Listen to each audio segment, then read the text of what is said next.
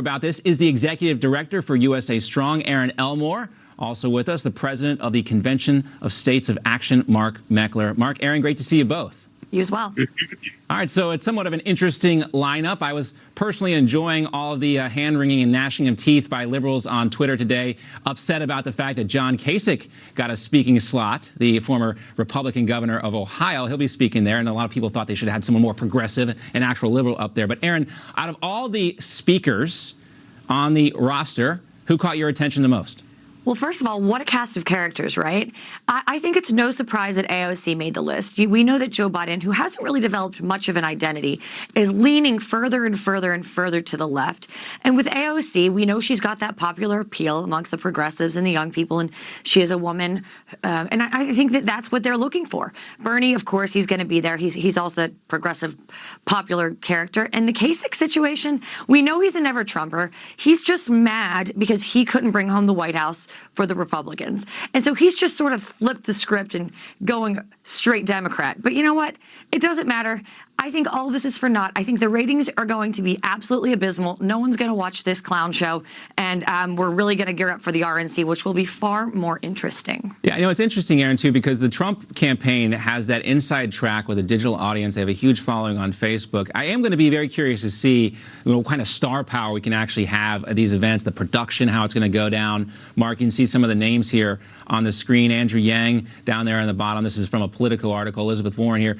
But I know you're not looking forward, kind of, so to speak, to seeing these speeches, Mark, but we do have to watch them because there are lots of signals laid in there. You think about President Obama's speech at the 2004 Democratic Convention. That it was like kind of above criticism out of that group. Nobody, you know, she gets the whole First Lady veil over her. Nobody really likes to criticize the current First Lady or a former First Lady. So that'll be interesting to see where she goes and how much she digs in on President Trump, how heavy they want to go in talking about him, because he's going to be obviously probably the most prominent person there at the convention, even though he's not going to be there because he'll be in all the speeches. Let's talk a little bit about the VP, the Veep Stakes, as it's called. And, you know, we're hearing now that Susan Rice and her husband made a large donation to Joe Biden's campaign. The report suggests that once that donation was made, her stock rose as his potential VP running mate.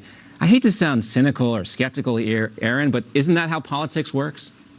Unfortunately for the Democrats, it certainly seems that way. But Susan Rice would be an odd choice. She's never held elected office. As Tom Cotton says, she's the typhoid Mary of Obama foreign policy. And her foreign policy failures, the list is so long, whether it's Rwandan genocide, whether it's her treatment of China appeasement, up to the 2016 election, appeasing Russia, involved in Benghazi. Really, she has done nothing but harm the American people with one decision making after the next. Moreover, the average American kitchen table issue voter has no idea who she is, and there's that popular appeal that's completely missing. So she would be quite an odd choice, but maybe the fact that she is relatively unknown to the average American voter will bode well for her. It's a confusing pick for sure. And one of the things we noticed, too, is that Susan Rice is not on the list of convention speakers. Either that's because she's going to be the VP and they have a special slot, they don't want to announce it, or she's not. Mark, what do you think? This is President Obama's preferred pick to be VP. That's going to be a big factor in all this as well. And Mark, to your point, Sean Spicer, when we were talking about this a couple weeks ago, you know, he said the fact that Susan Rice does not have a voting record is a huge benefit for her. That used to not be the case maybe 10 years ago or 12 years ago, but nowadays, when every single vote that a member of Congress has taken is parsed and litigated again, that actually could work in Susan Rice's advantage. What do you think about that, Erin? Oh, God. Me or him? Yeah, Erin, does to you. Oh, I'm sorry. It's a little hard to hear. So I think you make very cogent points there. And I was going to say that she is a deep state darling. Obama definitely wants her. She wields power with the Clintons. And everyone knows that the Clintons can't seem to leave Washington. Or maybe Hillary doesn't even realize that she's not president. So I think that she's the likely choice. And there's always that dark horse of Michelle Obama. I think that could still potentially be on the table and would also be actually quite intimidating because she is quite popular with the average American voter. She is the most popular person, hand down, in the Democratic Party. I just don't know if Mark, thanks so much.